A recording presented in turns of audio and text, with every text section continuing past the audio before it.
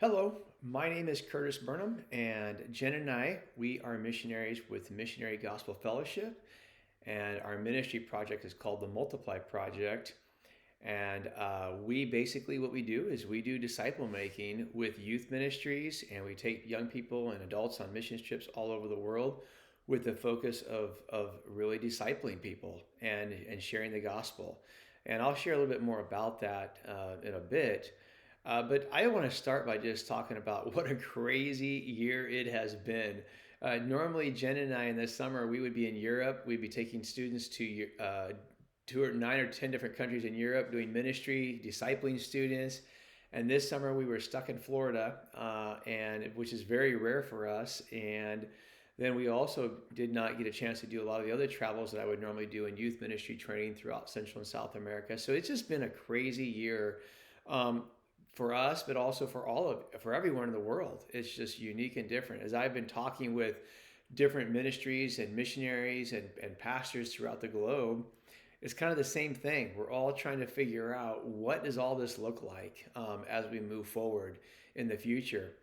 And it's funny because I was thinking about this the other day that this might be one of the very first times ever in the history of the church that we are all in the same boat at the same time. We're all trying to figure out, we're all scrambling, trying to understand what is happening and how to make the most of the opportunity and what to do next. And that is where we have been this past year when all this took place. And I just want to share a little bit about some of the things that I've learned through all of this and what God is doing through all this as well.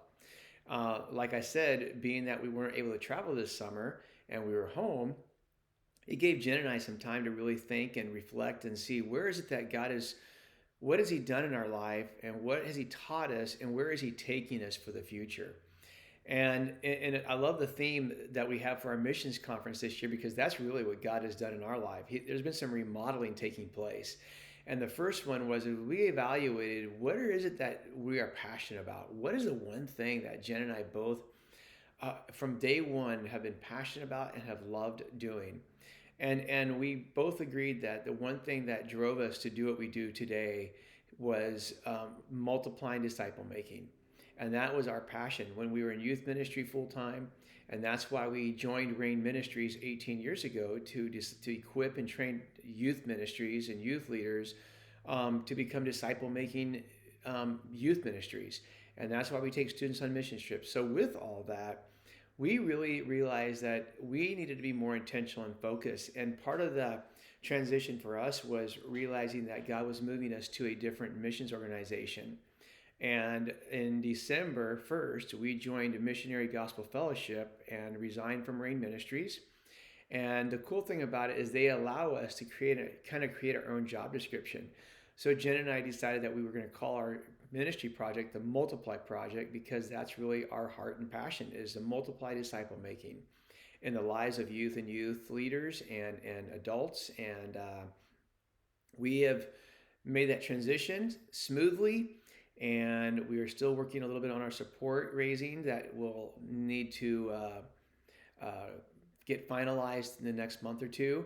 But other than that, we are super excited and we're seeing God open just a lot of really amazing doors already in what He's called us to do as far as disciple making training. Some of the things that we got to do this year, even though we weren't able to travel, I was able to focus more just on local stuff here in the area as well because I'm not traveling. And one of those was I did an 8-week disciple making training for high school students at a local church. And it was so much fun to be able to see these students get excited about what it means to be a disciple of Christ, to understand for the very first time, many of them, what it means to be a disciple of Christ and walking them through what does that look like in their personal life, but then how do they take that to their schools, to their families, to their friends, but also to the uttermost parts of the earth. And I'm looking forward to this spring or summer, we're hopefully going to do a mission trip for that youth group and with the focus of disciple making and looking forward to seeing how God opens doors for that. Another thing that I started doing this year here locally was I started a discipleship group. And I started with 7 to 10 guys I invited to be a part of it that wanted to grow in their faith. and we meet at my house, and we're basically right now walking through the book of Mark, and it's been incredible. We do a chapter a week, and basically we take just small portions of scripture and every day and read and come back together once a week and just share what God is teaching us. So I'm basically facilitating that. And it's been really fun to see these guys grow. One guy that's coming is a guy I've been praying for the past 3 years to come to Christ, and he's given his life to Christ, and he's been coming and growing, and it's been really fun to see. And in all that, one of the challenges I made to the guys, I said, my challenge for you is to become a self-feeder of the word. That's the goal behind this. But the other thing was we are going to do something unique and different in that I want us to aim small and miss small. Now, I didn't invent that quote. I stole that from one of my favorite movies of all time, The Patriot. And in that movie, Benjamin Martin, the father, that Mel Gibson plays this part.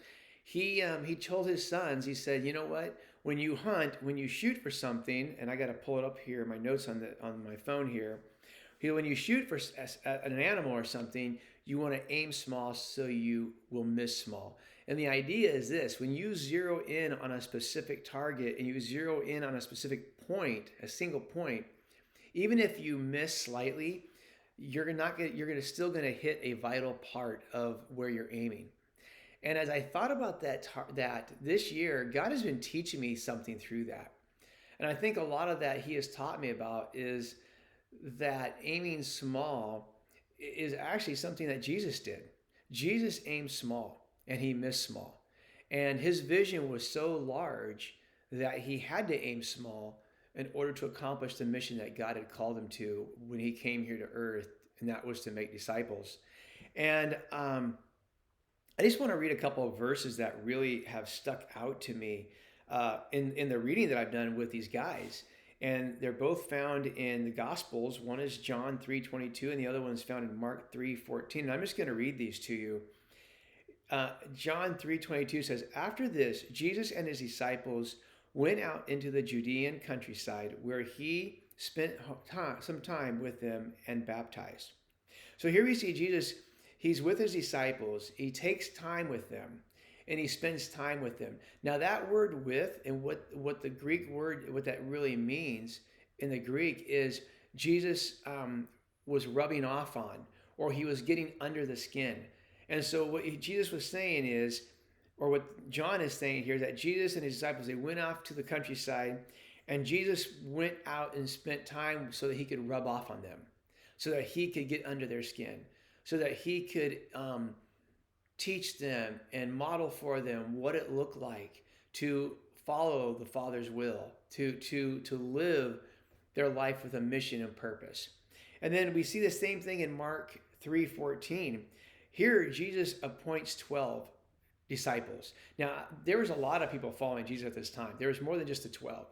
But Jesus chose these 12 and invited these 12 to follow Him. And it says that so that He might be with them. And the idea, again, is that disciples are an apprentice. That's what a disciple is. It's an apprentice. And so we, as disciples of Christ, are His apprentices. And we are following Him, and we're learning from Him, and we're imitating Him. And what's interesting about this is that Jesus was in no hurry. Jesus took His time in doing this. It wasn't something that He had programmed or scheduled. There was a time for His death, but in the meantime, between His start of His ministry and His death on the cross, Jesus had the time to invest in His disciples. And that was His priority, was investing in these men and pouring into them. And we see this take place, and it was very intentional. Jesus' aim and focus was laser sharp. And I think that's something that God has really shown me in these last months as I've been doing this discipleship group, is that, Curtis, your focus has got to be small. It's got to be focused on what it is I've called you to do. And I think sometimes in missions, it's easy to get distracted. It's easy to lose focus and kind of get off of our mark because there's so much going on. It's so easy to get overwhelmed and start thinking that we got so much we have to accomplish. And God has kind of pulled me back and saying, okay, as you go into this new season of ministry and life that you're in, I want you to focus small. I want you to aim on what it is that I have called you to do. And that is to be a multiplier disciple making and to focus in on that and that alone. And so we are going to be very intentional with that. And something that really stuck out to me in Ephesians 15 through 17. And I just want to read this to you real quick. It says this, and there's three things that I really pulled from this that really impacted me. And the first was this. In verse 15, it says, so be careful how you live. Don't live like fools, but like those who are wise. So I think the first thing that we have to do is we have to be careful how we live. We need to be wise. We need to be cautious of what it is that, or not cautious, it's the wrong word, aware of what it is that God is doing in our life and where is he leading us to go. And that's something that I've had to really focus on. And I think as we move forward with everything that's changing, we have to be aware and really be careful in how we live, and not to live foolishly, but to live intentionally. The second thing in verse 16, he says this, make the most of every opportunity in these evil days. We have to make the most of this opportunity. I think what's happening right now is not by chance. It's not by accident. God is in control. He is sovereign. And we have got to make the most of this opportunity. And that's something that we have been trying to do. One of the things that God has given us an opportunity to do as well is in Mexico this past year, I've been doing a ton of Zoom training on missions and disciple making with a lot of churches and organizations and ministries in Mexico. God is doing an incredible work there in raising up missionaries.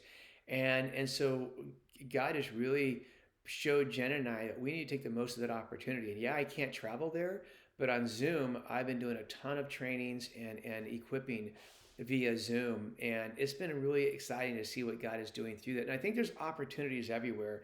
A friend of mine, my brother, a friend of my brother's was telling him about the ministry in Spain.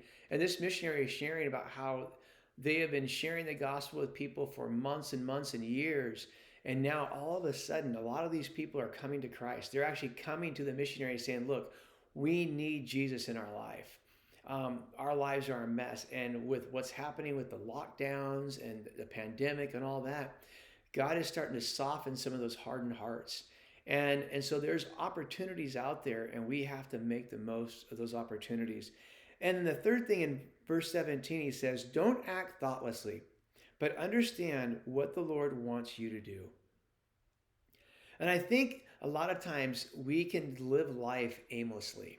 We can kind of go through life and just put on autopilot and just go through and live our life. And that's what I like so much about this idea of aim small, miss small. When we are aiming and have a target of what we're focusing in on, then we're able to really focus on what it is that God wants us to do with our life. How does he want us to live in this day and age? And I think this goes not just for those of us who are in full-time ministry, whether you're a pastor, a missionary, youth pastor, children's ministry pastor, worship pastor, it doesn't matter, full-time or not, all of us as followers of Jesus Christ, as disciples of Christ, as his apprentices, I think we're called to make disciples, and we're called to live our lives with purpose and intention to fulfill the commission that God has for us, which is to go out and reach the world for Jesus Christ. And so we need to do that not thoughtlessly, but with intentionality and understanding what is God's will for me. And that's probably one of the things that I've been excited about as I've been doing this discipleship group, is watching some of these guys starting to discover God's heart for them through the life of Jesus Christ, and to hear them share and understand who Jesus is. And for some of them, it's very first time lessons that they're learning about Christ and how he relates to their life, and then to see some of them and the way they're living that out in obedience every day. That has been exciting to see and has been encouraging to see. So I would really like to challenge all of us that we would aim at a target. What is it that God is calling us to do? I know as Jen and I move forward in the ministry that he's called us to with the Multiply Project, We want to be intentional in making those disciples.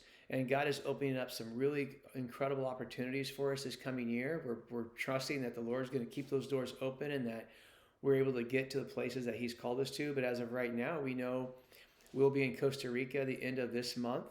And first week of February. In March, I'm taking another youth group, ChangePoint youth group, to Costa Rica. In April, I'm taking a discipleship school to another part of Costa Rica to do youth ministry training for 2 weeks. We have an opportunity to go to Croatia and do disciple making training in Zadar, Croatia. There are just some really cool opportunities that God is providing for us to continue the focus of what He's called us to. So my challenge for us as we go into this new year, into this new season of ministry and life for all of us is let's aim small. Aim small and miss small. Let's focus on the target that God has put in our lives. And obviously the first thing He's put in our lives is to be like His Son, Jesus Christ, to be imitators of Jesus and to bring glory to His name. So I want to encourage you and invite you to join me on this journey as we go forward. God bless and have a great year.